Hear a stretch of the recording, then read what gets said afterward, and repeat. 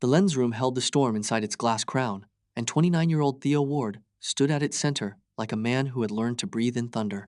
Rain hammered the panes in sheets, each gust rattling the brass fittings, and the great beam swept its patient arc through a fog so thick it seemed to have weight. At 3:47 in the morning, Grayhaven was a world reduced to water and noise, and Theo was its only witness. He wrote in the logbook, with a pencil, the lead soft against the water-stained paper. The lamp turned above him, its mechanism a low and constant hum, and he noted the wind speed, the barometric pressure, the visibility. His auburn hair was damp at the temples, curling against his forehead, and his green eyes squinted past the glass as if he could bully the dark into giving up its secrets. The cream fisherman's sweater under his oilskin coat was warm, but the cold had a way of finding the gaps. Then, the beam caught something that did not belong, orange. A flicker, low on the water, off the razorback rocks. Theo's hand went to the brass telescope mounted on its swivel, and he leaned in, adjusting the focus with fingers that knew the tension of every thread. The image swam, then sharpened. A ship, 200 meters out, maybe less, her hull listing hard to starboard. Flames climbed her bow, ragged and hungry. And smoke poured from her midsection in a black column that the wind tore apart before it could rise. He counted 2 lifeboats in the water, but they were empty. No figures, no movement on the deck. The ship's name was obscured by smoke, but her silhouette was familiar: the long forecastle, the raised bridge, the boxy cargo arrangement, the Times Meridian Star. It had to be. Theo grabbed the radio handset and keyed the transmitter. Grayhaven Harbor Ma. Stir. This is the Lighthouse. Do you copy? Static answered, thick as the fog outside. He tried the rescue station's direct line. More static. The relay tower sat on the headland, and the wind had been screaming from the northeast for 6 hours. He'd checked the tower's integrity at the start of his watch and found the guy wires slack. Now the storm had finished the job. He wrote the time. He wrote the bearing, north-northwest by 14 degrees. He wrote the estimated distance. Then he looked again through the telescope, and something caught his eye that made the pencil pause. The ship's running lights flickered. 3 short, 3 long, 3 short, SOS. But the pattern repeated with a mechanical precision that no human hand could manage under these conditions. A real distress signal was ragged, desperate, uneven. This was a metronome. Theo watched it cycle 3 times, identical to the blink of an eye, and then he wrote that down too. He knew the Times Meridian Star Times was due at dawn. He knew her captain's name from the harbor notices pinned to the station wall. Marcus Hale, 37. A rescue captain with a reputation for steadiness, for never raising his voice, for bringing ships home in weather that made other men pray. Theo had never met him, but he'd watched the rescue station's lights from the lighthouse gallery on long nights and imagined a man who moved through each crisis like water moving around stone. Theo set down the pencil. He checked the lamp's mechanism one last time. The gears were oiled, the wick was trimmed, the beam would keep turning without him. He pulled on his gloves, latched his oilskin coat to the throat, and lifted the storm lantern from its hook. The lens room door opened against the wind, and the gale took it from his hands and slammed it against the wall. He stepped out into the storm. The cliff path was 20 minutes of jagged stone and slick grass when the weather was kind. Tonight, it was a gauntlet. The wind hit him sideways, driving rain into his eyes, and the lantern threw a small dancing circle of light that showed him just enough of the path to keep him from stepping into nothing. Below, the sea roared against the razorback rocks, and he could feel the vibration of it through the soles of his boots. He moved fast, but he moved careful. Every step was a negotiation with the storm, and he had learned long ago that the sea did not forgive haste. He thought about the burning ship, about the empty lifeboats, about the SOS that blinked like a machine. He thought about the Times Meridian Star Times due at dawn, and about the man who was supposed to bring her in. The rescue station's lights appeared below him, a warm yellow glow in the gray chaos, and Theo pushed harder. His boot slipped on a patch of whetstone, and he caught himself on a rock outcrop, scraping his palm. He didn't stop. He reached the station's door and threw it open, bringing the storm in with him. The room was warm and smelled of stale coffee and diesel. A man stood at the radio desk, broad-shouldered and tall, his short black hair plastered flat as if he'd just come in from the weather himself. He wore a Navy rescue jacket with reflective stripes, and his steel-gray eyes lifted from a chart to meet Theo's. Theo was breathing hard, water streaming from his coat onto the concrete floor. The Times Meridian Star. She's burning off the razorback rocks. 2 lifeboats in the water, but I didn't see anyone in them. He paused, forcing his voice steady. I think she's going down. Marcus Hale studied him for a long moment, then reached for the AIS display without a word. The screen showed a transpond, or blip, labeled Times Meridian Star. 12 nautical miles out, making 8 knots, right on schedule. He turned the screen toward Theo. She's fine, Ward. You saw a ghost. Marcus studied the screen, then the clock on the wall, then Theo again. He didn't dismiss the report, didn't wave it away with the easy authority of a man who'd seen too many false alarms. Instead, he reached for a radio handset and spoke into it with a calm that seemed to push B back against the storm outside. Harbormaster, this is Hale at Grayhaven Rescue. Relay towers down, so I'm routing through your backup. We have a visual anomaly reported off the Razorback, bearing north-northwest by 14 degrees. Requesting verification of the Times Meridian Star's position on your end. Static crackled. A voice came back, thin and distant. Confirmed, Hale. She's holding at 12 miles out, 8 knots, all systems nominal. No. Thing on our scopes, near the Razorback. Marcus set the handset down and turned to Theo. You said the AIS pings were too regular. 30 seconds, exactly. Every time. Theo pulled off his wet gloves and ran a hand through his hair, leaving it standing in damp spikes. Real transponders jitter. They drift by a second or two. That was a loop. Marcus nodded slowly, the way a man does when he's turning a problem over in his mind. The station's L. Ifeboat is fueled. I'm going to take her out to that bearing and see what's there. You saw the ship. You can verify what we find. He paused. You up for it? Theo felt the weight of the question. It wasn't a challenge. It was an invitation, offered with the same steady gravity as everything else Marcus had said since he'd walked through the door. I'm up for it. The Times Grayhaven Rose Times was a solid motor lifeboat, built for weather that would make lesser vessels turn back. She pitched violently as they cleared the harbor mouth, and the rain came at them almost horizontal, stinging through the open cockpit.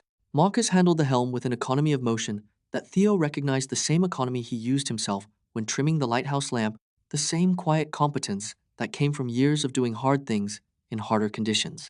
They ran for 20 minutes into the teeth of the gale. The sea was empty. No burning ship, no wreckage, no oil slick. Marcus cut the engine, and the silence that followed was almost worse than the storm had been. E-boat rolled on the swells, rain drumming on the deck, and Theo scanned the water with the binoculars Marcus had handed him without a word. There, he said, pointing off the port bow. Something in the water. It was a life ring, scorched and blackened, bobbing in the trough between waves. Marcus maneuvered the boat alongside, and Theo leaned over the gunwale, hooking the ring with a boat hook and hauling it aboard. It was stamped with the name Meridian Star. The paint was fresh. The scorch marks were superficial, dark smudges that came away on Theo's thumb when he rubbed them. This didn't burn, he said. This was smoked. Marcus knelt beside him, running his own fingers over the char. He turned the ring over and studied the inner rim, where a serial number was stamped into the rubber. I know this batch. Recent order to a maritime supply company in Port Ferris. He said it without emphasis, but Theo heard the weight beneath it. A lead. A thread to pull. Who would fake a shipwreck? Theo asked. Insurance, salvage, or a cover for something else? Marcus stood, wiping his hands on his jacket. The Times Meridian Star Times is carrying 40 crates of vintage whiskey, insured for 3 times its market value. If she goes down accidentally, someone collects. Theo turned the life ring over in his hands, feeling the weight of the implication. And if she doesn't go down at all, but everyone thinks she did? Marcus met his eyes. Then the cargo disappears, and the insurance pays out anyway. The boat rocked between them. Theo steadied the compass with his hand, and Marcus's hand came down over his, correcting the bearing by a few degrees. The contact was brief, professional, but Theo felt it like a current running through the metal. He pulled back. Marcus led him. They ran the lifeboat back to the station in a silence that felt less like awkwardness, and more like the quiet before a decision. When they stepped inside, shaking water from their coats, the radio was crackling with a new message. Grayhaven Rescue. This is the Times Meridian Star. We had a minor electrical fire in the engine room, quickly extinguished. Requesting a routine tow assist into port.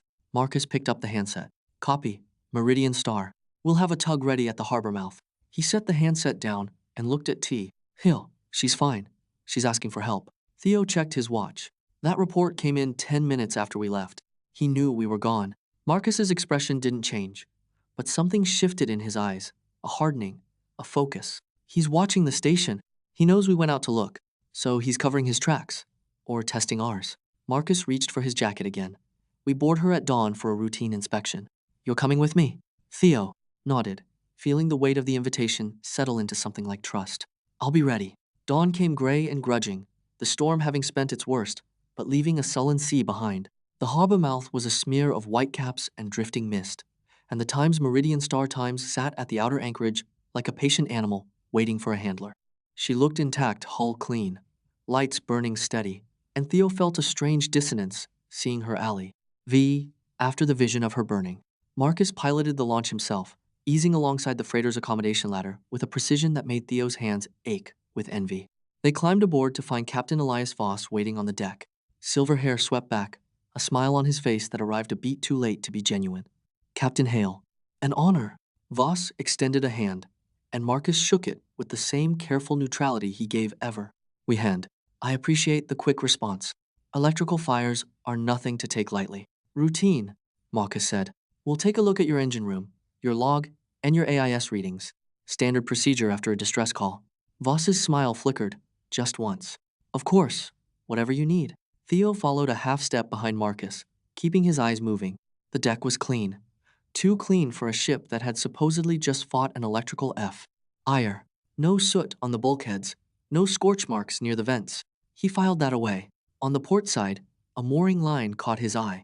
It was frayed near the cleat, not worn through from friction, but cut, the fibers sheared cleanly in a way natural wear never produced. He pulled out his phone and photographed it without breaking stride. Marcus was already in the wheelhouse with Voss, asking about the fire in a tone that sounded casual, but wasn't. EO drifted to the AIS unit, pretending to study the chart plotter. The settings menu showed a recent entry in the event log, simulation mode enabled. Simulation mode disabled. The timestamp matched the exact window when he'd seen the burning ship. He caught Marcus's eye and gave a small nod toward the screen. Marcus didn't react, but his question to Voss shifted slightly. You've had trouble with your transponder? No, Voss said smoothly. She's been running true as a compass. They moved to the cargo hold, ostensibly to inspect the tie-downs on the machinery parts listed in the manifest. The crates were stacked in neat rows, stamped with serial numbers and shipping labels. Theo ran his hand over one, feeling the weight of the wood, the faint smell of oak and old alcohol bleeding through the grain. Not machinery. Whiskey, in a quiet corner, away from Oss's escort. Marcus leaned close. What did you see? Theo kept his voice low. Simulation mode. Enabled and disabled at the exact time I saw the burning ship. He spoofed his own position. Marcus's jaw tightened. That's not a minor electrical fire. That's a false distress signal, which means he's practicing. Theo met his eyes. For the real thing. Marcus studied him for a long moment. You're sharper than my last two officers combined.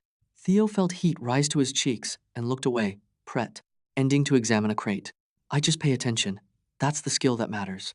Marcus's voice was low, almost warm, and Theo felt the words land somewhere beneath his ribs. He didn't know what to do with them, so he did nothing. Voss appeared at the end of the row, hands clasped behind his back. Everything to your satisfaction, gentlemen. Almost. Marcus straightened, his voice returning to its official register. I'd like to see the manifest. Voss produced it with the ease of a man who had anticipated the request. The single page listed the cargo as times machinery parts times no mention of whiskey, no mention of value. Theo glanced at the wastebasket beside the small desk in the corner of the hold. A crumpled second sheet lay there, half hidden. He drifted toward it, pretending to stretch, and palmed it without breaking the motion. On the way out, Theo excused himself to use the head. Instead, he ducked into the corridor and smoothed out the crumpled paper. It was a second manifest, listing the cargo as times vintage malt whiskey, 40 crates, insured value times, followed by a figure that made his breath catch. 3 times the market value, just as Marcus had said. He folded it carefully and tucked it inside his oilskin coat. Voss was eyeing at the gangway when they returned to the deck. Captain Hale, I've been thinking. This old girl has had her day. He patted the rail with a fondness that didn't reach his eyes. I'm considering selling her to a scrapyard after this voyage. The insurance settlement on a total loss would be more than she's worth afloat. Marcus nodded, non-committal. That's a decision for the owners. Indeed. Voss's gaze slid to Theo, and something in his expression sharpened. Your assistant is very observant. You should be careful, Captain. Men who see too much often find themselves in trouble. Theo met his eyes without flinching. I'm not his assistant. I'm the lighthouse keeper. Ah! Voss's smile widened, but it didn't reach his eyes. The one who saw a ship burning that wasn't there. The words hung in the air like a challenge. Theo didn't answer. He didn't need to. They descended the ladder to the launch, and Marcus started the engine without a word. They were halfway back to the station before he spoke. He knows you saw through the decoy. He knows I saw something. Theo pulled out the second manifest and held it up. And he knows I have this. Marcus glanced at the paper, then at Theo. Where did you get that? Trash. He was careless. Marcus was quiet for a long moment. Then he said, careless men make mistakes. We just have to be patient enough to catch them. Theo looked back at the Times Meridian Star, growing smaller in the distance. He's planning something. The rehearsal, the insurance, the fake manifests. It's all connected. It is. Marcus's voice was steady. And we're going to find out what it is before he does it. They reached the station, and Theo climbed onto the dock, feeling the weight of the manifest against his chest. He started toward the door, then stopped when he noticed Marcus wasn't following. Captain? Marcus was standing at the edge of the dock, looking out at the harbor. The wind had picked up again, tugging at his jacket. Ward, Theo turned. Yes? Marcus's steel-gray eyes met his. You did good today. Better than good. He paused, as if weighing the next words. I'm glad you're the one who saw it. Theo felt the warmth again, spreading through his chest. I'm glad you believed me. Marcus nodded, and something passed between them, not words, but an understanding. Then he turned and walked toward the station, and Theo followed, the lighthouse beam sweeping across the harbor behind them lick. A steady, patient eye. The cannery crouched on the north edge of the harbor like a rusted rib cage, its corrugated walls streaked with decades of salt and neglect. Theo had left the station at 9:30, following a hunch that had been gnawing at him since dawn. The Life Ring serial number had traced to a maritime supply store in Port Ferris, and a single phone call had revealed something curious. The store's delivery records showed a recent shipment to this exact address, an address that had been empty for years. He told himself he would only look, just a quick recon, then back to Marcus with something concrete. The rain had slackened to a cold drizzle, and the cannery loomed before him, its broken windows like empty sockets. He ducked through a gap in the chain-link fence and crossed the weed-choked yard, his boots squelching on wet gravel. The main floor was dark, smelling of roost, tea, and old fish, and something else, something chemical. Theo's flashlight cut a narrow beam through the gloom, picking out overturned barrels and the skeletal remains of conveyor belts. He moved carefully, testing each step, listening. The building groaned around him, but the sound was natural, the settling of old metal. At the back of the main floor, behind a stack of rotting pallets, he found it. A false wall. It was cleverly done, the plywood inted to match the surrounding rust, but the edges were too clean, the seams too precise. Theo pressed on one corner, and the panel swung inward on silent hinges. The workshop beyond was a revelation. Paint cans in neat rows, their labels fresh. A propane torch connected to a full tank. A replica ship's nameplate times Meridian Star, times propped against the wall, its letters gleaming with new paint. And in the center of the room, a partially constructed decoy hull section, its curves shaped from fiberglass and foam, designed to burn convincingly and sink quickly. Theo's phone came out almost without thought. He photographed everything, the paint, the torch, the nameplate, the hull. His hands were steady, but his heart was pounding. This wasn't a rehearsal. This was the machinery of a crime, and he was standing inside it. He found the shipping manifest on a workbench, tucked under a coil of rope. T was labeled Times Scrap Metal, bound for Port Ferris salvage yard, but the weight listed was wrong. Too heavy for scrap. Exactly right for 40 crates of whiskey. The plan clicked into place like a lock turning. The Times Meridian Star Times would be lost at sea. The whiskey would be offloaded at a remote cove. The insurance would be claimed. And the crew would be left to drift. A tragic footnote to a profitable lie. Theo lowered his phone, his brate, fogging in the cold air. He needed to get back. He needed to tell Marcus. You're not supposed to be here, Mr. Ward. The voice came from behind him, calm and almost pleasant. Theo turned. Elias Voss stood in the doorway of the false wall, flanked by two crewmen from the Times Meridian Star. The captain's silver hair was immaculate despite the weather, his smile polished and empty. I got lost, Theo said, his voice steady despite the adrenaline surging through him. Looking for a bathroom. Voss's smile didn't waver. A bathroom. In an abandoned cannery. He stepped into the workshop, his polished shoes clicking on the concrete floor. You're a terrible liar, Mr. Ward. It's almost endearing. Theo's hand tightened on his phone. I was just leaving. No. Voss's voice was still pleasant, but there was steel beneath it. I don't think you were. He nodded to the crewmen, and they moved for Ward, their expressions blank. One of them took Theo's phone from his hand with surprising gentleness, then crushed it under his heel with a single, deliberate motion. Theo watched the pieces scatter across the floor, His stomach dropped, but he kept his face still. "Let's take a walk," Voss said. They didn't touch him, but they didn't need to. The crewman flanked him, close enough to grab, as Voss led the way out of the workshop and across the main floor. Theo's mind raced. Marcus didn't know where he was. No one did. He had been so careful, so certain, and now he was alone in a place where no one would think to look. They stopped near the front of the cannery, where the light was better. Voss turned to face him, his hands clasped behind his back. "You've been very inconvenient, Mr. Ward. The decoy was meant to be a test, nothing more, a way to confirm the system worked. You were supposed, Ed, to dismiss it. Report it, perhaps, as a trick of the light." He shook his head, almost sadly. "Instead, you brought Captain Hale. And Captain Hale is not a man who lets things go. You were going to let them die," Theo said. "The crew. You were going to let them drown." "Rescued," Voss corrected, as if that made a difference. "Eventually, after the ship sank and the insurance was filed. A tragedy with survivors is so much more convincing than a tragedy with none." The door at the far end of the cannery slammed open. Marcus Hale stood in the threshold, silhouetted against the gray morning light. His navy rescue jacket was dark with rain, and his steel-gray eyes swept the room with a calm that was more dangerous than any rage.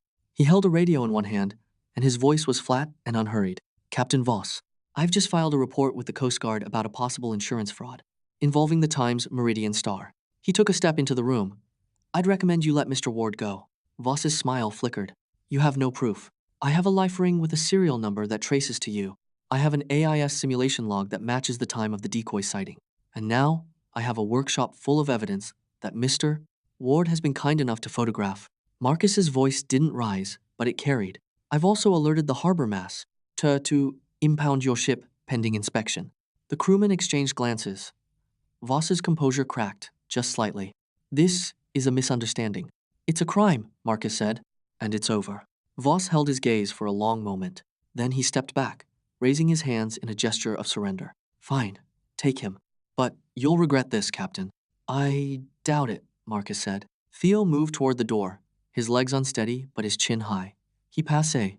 The crewman, without looking at them, passed Voss without a word. The moment he stepped outside, the cold air hit him like a wave, and he realized he had been holding his breath.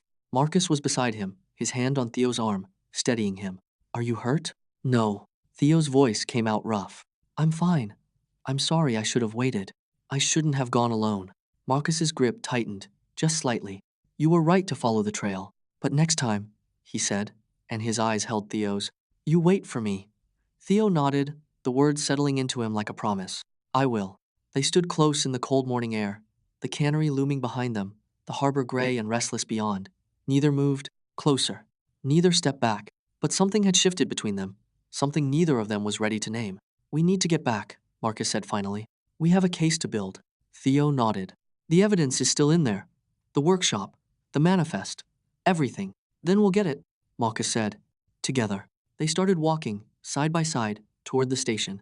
The lighthouse beams swept across the harbor, steady and true, and Theo felt something he hadn't felt since the burning ship had appeared in his lens. Hope. The rescue station smelled of wet wool and bitter coffee. Theo stood at the table, his photographs spread out like a confession, the crushed remnants of his phone beside them. Marcus had rigged a data recovery cable to the shattered device, and the cannery images now glowed on the station laptop, pixelated but unmistakable. The workshop was a rehearsal space, Marcus said, tapping the screen. "Paint, propane, a replica nameplate." He tested the decoy to make sure the AIS spoofing would hold under real observation. Theo nodded, his arms crossed tight against his chest. "And the life ring. The serial number traces to that supply store in Port Ferris. I called them from the station phone. They confirmed the delivery address." "The cannery." Marcus's jaw tightened. He's been planning this for months. Theo Luo kept down at the twin manifests he had taken from the ship. The first listed machinery parts. The second, recovered from the trash, listed the whiskey's true value. He ran his thumb over the ink. 40 crates, insured for 3 times market value. He was going to sink her, claim the payout, and sell the cargo on the black market. And leave the crew to drown. Marcus's voice was flat, but Theo heard the anger beneath it. He planned to evacuate Hem to a waiting tug, but only after the ship was too far gone. A tragedy with survivors, he called it. More convincing. Theo shuddered. "He said that to me, at the cannery. He said it like it was a business decision." Marcus was quiet for a moment. Then he moved around the table, closer, until he stood beside Theo. He didn't touch him, but the proximity was deliberate, grounding. You did good today, Ward. Better than good. You saw what no one else saw. Theo let out a shaky breath. You believed me. That's the hard part.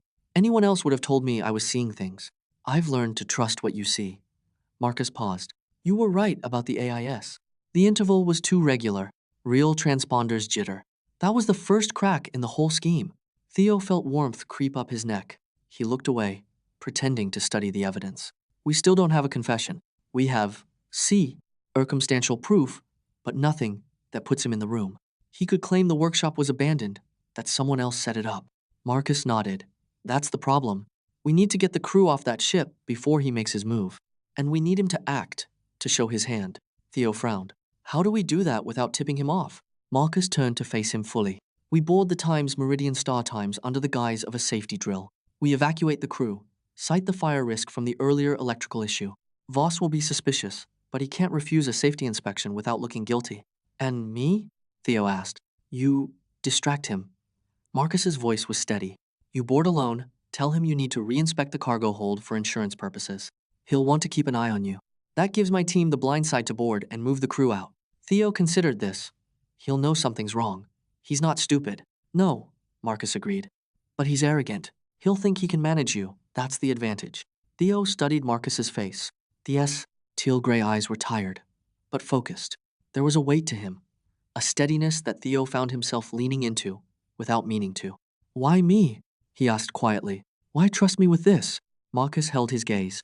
Because you see what others don't, and because I trust you. He said it simply, without flourish, and the words landed in Theo's chest like a stone dropped into still water.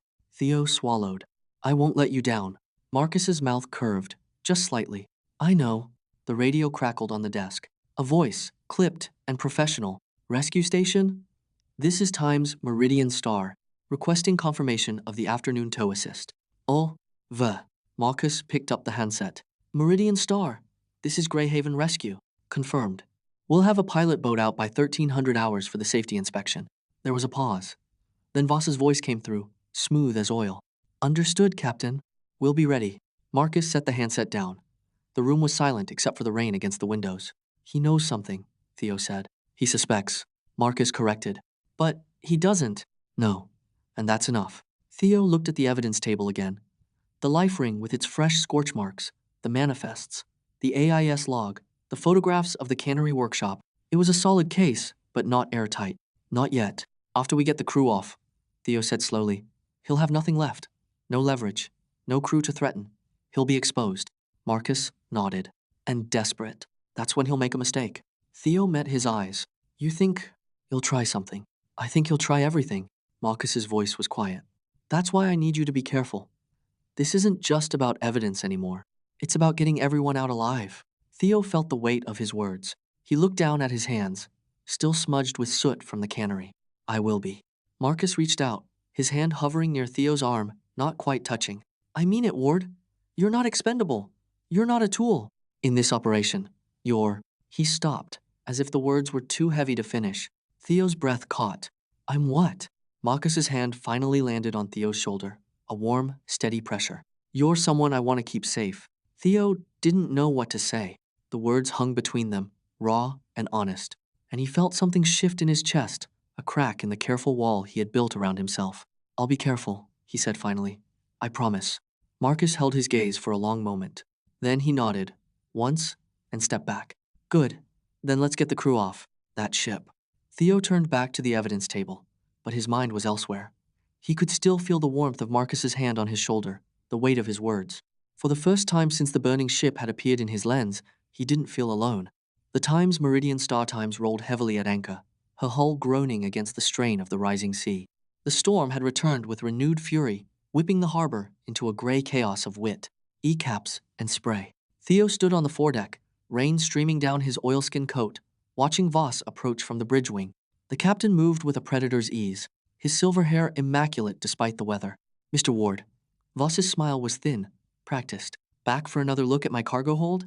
You'll forgive me if I find your diligence unusual. Theo forced a casual shrug. Insurance adjusters are thorough.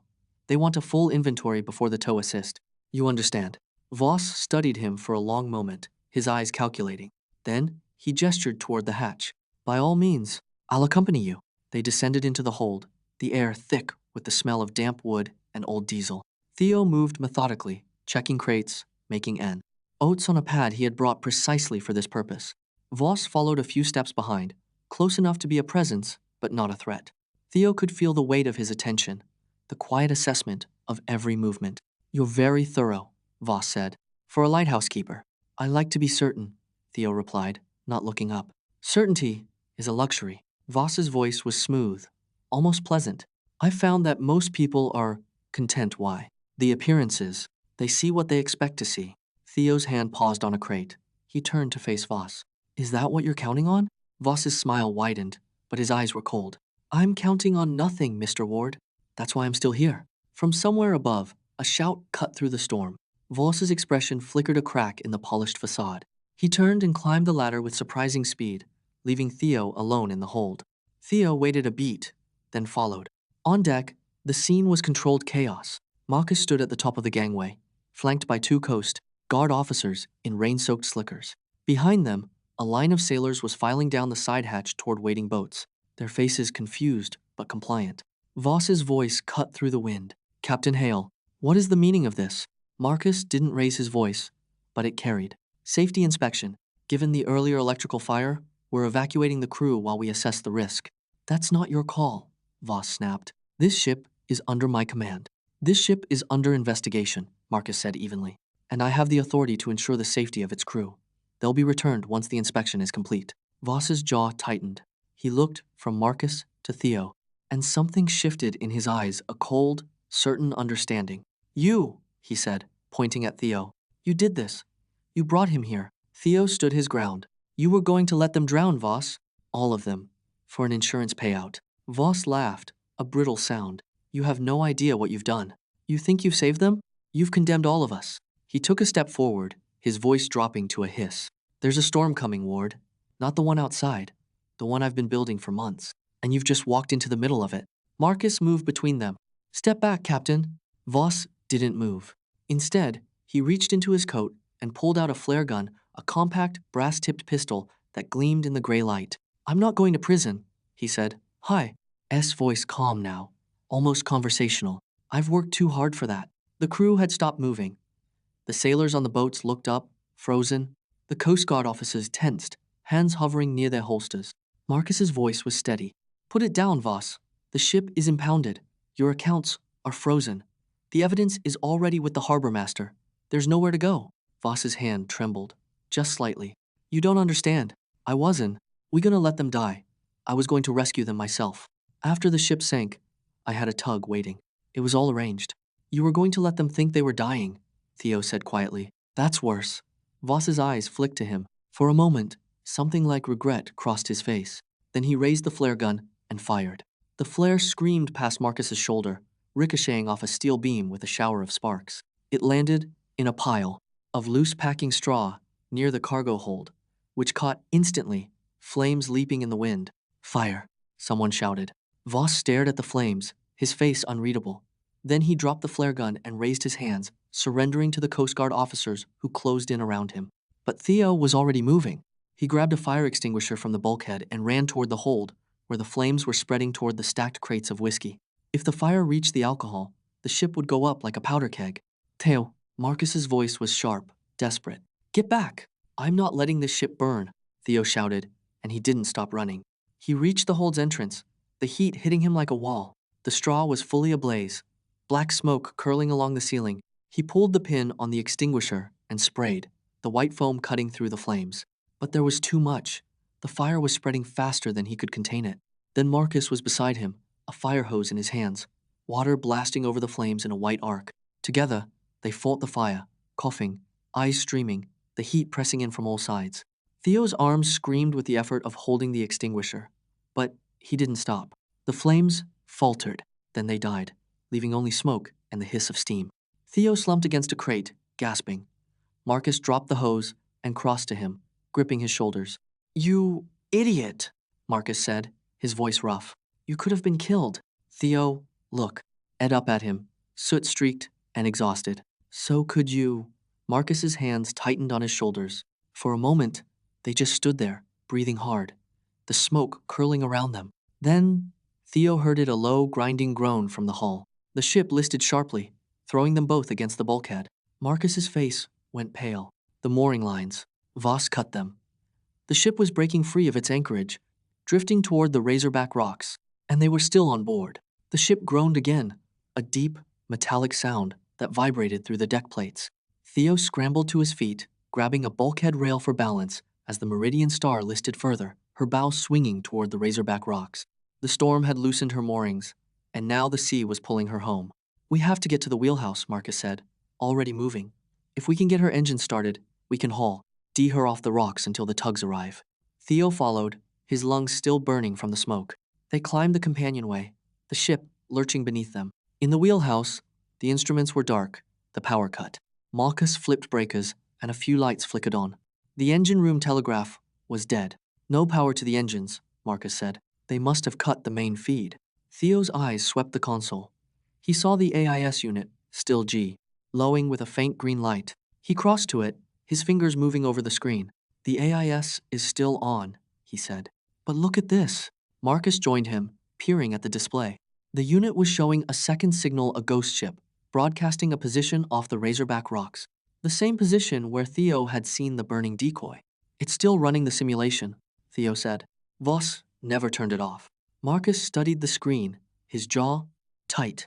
"That's our proof. The signal is still transmitting.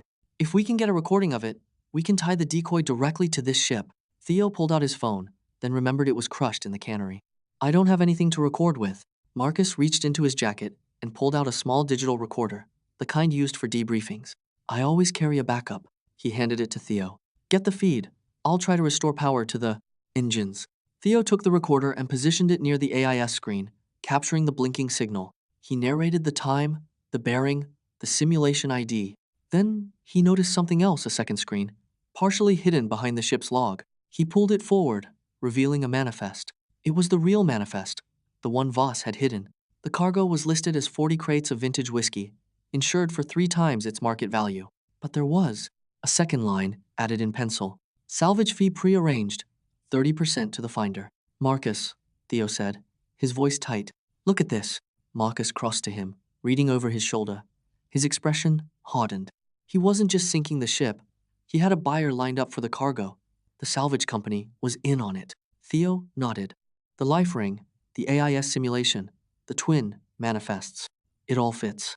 He was going to fake the sinking, offload the whiskey at the cannery, and split the insurance with the salvage crew. The crew was expendable. Marcus's hand rested on Theo's shoulder, a brief, grounding touch. "You put it together. All of it." Theo shook his head. "We put it together. I just saw the pieces." The ship lurched again, harder this time. A low grinding sound echoed from below. Marcus swore. "We're running out of time. The rocks are close." He turned back to the engine controls, his hand, moving with practiced efficiency. Theo watched him work, the steady confidence of a man who had faced worse odds. The ship groaned again, the deck tilting. Then the engines coughed to life. Marcus's hands flew over the controls, engaging the propellers. The ship shuddered, then began to turn, her bow pulling away from the rocks. But the current was strong, the storm still raging. Marcus fought the helm, his arms straining against the wheel. Moved to stand beside him, bracing himself against the console. "What can I do?" "Keep the AIS recording going," Marcus said, his voice tight with effort. "And watch the depth gauge. If we get under 20 feet, tell me." Theo watched the gauge, his eyes fixed on the numbers. The ship groaned, the deck tilting as a wave caught her broadside. Theo's grip tightened on the console. 25 feet. Marcus spun the wheel, correcting the course. The ship steadied, then began to move forward, slowly, laboriously, away from the rocks. Theo let out a breath he hadn't realized he was holding.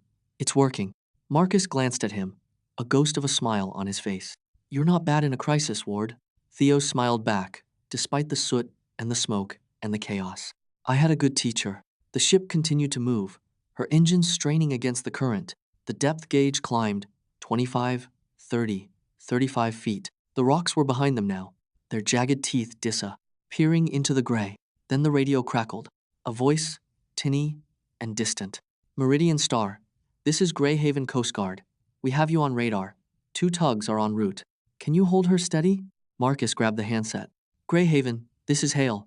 We've got the engines running. We're holding course. But we've got a fire in the cargo hold contained, but the ship needs to be towed to dry dock. Copy, Hale. Tugs are 10 minutes out. Stand by. Marcus set the handset down, his shoulders relaxing slightly. He looked at Theo, his steel gray eyes softening. We did it. Theo shook his head. We're not done yet. He held up the recorder. I've got the AIS feed, the manifest, the life ring. But we still don't have Voss's confession. Without it, a good lawyer could argue he was just a captain following orders. Marcus's expression hardened. Then we get it. We go to the cannery, we find the rest of the evidence, and we make him talk. Theo nodded. Let's go. The cannery workshop was exactly as Theo had left it, save for the new arrivals. Voss stood at the workbench, the replica name plate in his hands, turning it over with the idle fascination of a man who believed he had already won. 2 crewmen flanked the door, their arms crossed, their faces blank. They were not thugs, Theo noted. They were sailors, likely paid well, and told little. That would matter later. Marcus entered first, his boots echoing on the rusted concrete. He did not raise his voice. He did not brandish a weapon. He simply walked to the center of the room, planted his feet, and said, Captain Voss, the Coast Guard has impounded the Meridian Star pending inspection. I'd recommend you release Mr. Ward. Voss's smile did not waver. Inspection for what, Commander? A routine electrical fire? For insurance fraud, Marcus said. Attempted manslaughter.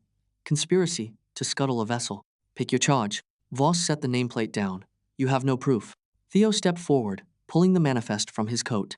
This is your manifest, the one you hid in the trash. 40 crates of vintage whiskey, insured for 3 times its value. And this, he held up his crushed phone, its screen spider-webbed but still faintly glowing, is being revered by the Coast Guard as we speak. The photos are already backed up to the cloud. Voss's composure cracked, just slightly. A muscle in his jaw twitched. That phone is destroyed. The data isn't, Theo said. You should have thrown it in the sea. The crewmen exchanged glances. The shorter one shifted his weight, uncertainty flickering across his face. Marcus seized the moment. You two, he said, his voice calm, but carrying the weight of all authority. You were told this was a salvage operation. You were not told about the crew. You were not told about the fire. If you cooperate now, you'll be witnesses, not defendants. The taller crewman looked at Voss, then at Marcus. We didn't know about the crew, he said slowly. We thought it was a staged sinking, empty ship. Voss's face went pale. You fool. It's over, Voss, Marcus said. The life ring, the AIS simulation, the twin mana fee, STS, the frayed mooring line. We have it all. The only question is whether you confess now and make it easier on yourself or let the courts sort it out. Voss stared at him for a long moment. Then he laughed a hollow, bitter sound. You think you've won, but you don't understand. The salvage company, the insurers, the buyers, they're all part of it. You've only caught one thread. Marcus shook his head. Then we'll pull the others. That's what investigations are for.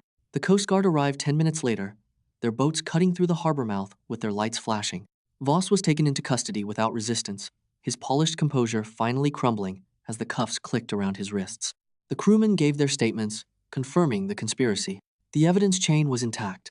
By late afternoon, the storm had passed. The sky over Grayhaven was a bruised purple fad, eyeing to gold at the horizon. Theo stood on the lighthouse gallery, his hands wrapped around a chipped mug of tea, watching the sea settle. The beam turned behind him, steady and true, sweeping its light across the calm water. Marcus climbed the spiral stairs, his footsteps echoing in the narrow shaft. He emerged onto the gallery, his navy jacket unbuttoned, his hair still damp from the earlier rain. He leaned against the railing beside Theo, not ouching, but close. You saved more than the crew today, Marcus said. You saved this station. The Coast Guard approved the modernization funding. They're keeping the light operational. Theo nodded slowly. I heard. They offered me the permanent position. Are you going to take it? Theo turned to look at him. In the golden light, Marcus's steel gray eyes looked almost warm. I can't leave the light, Marcus. It's my calling. Marcus nodded, as if he had expected the answer. I know. I was offered a promotion. Regional commander. Desk job in Port Ferris. Theo's heart stuttered. You turned it down? I did. Marcus's voice was quiet, steady. Because I want to stay here, with you. The words hung in the salt air between them. Theo's throat tightened. Marcus, I don't know what to say. You don't have to say anything. Marcus reached out, slowly, giving Theo every chance to step back. When Theo didn't, he took his hand, their fingers intertwining. I'm not asking you to choose between me and the light. I'm asking if we can share a home tea. Hat holds both.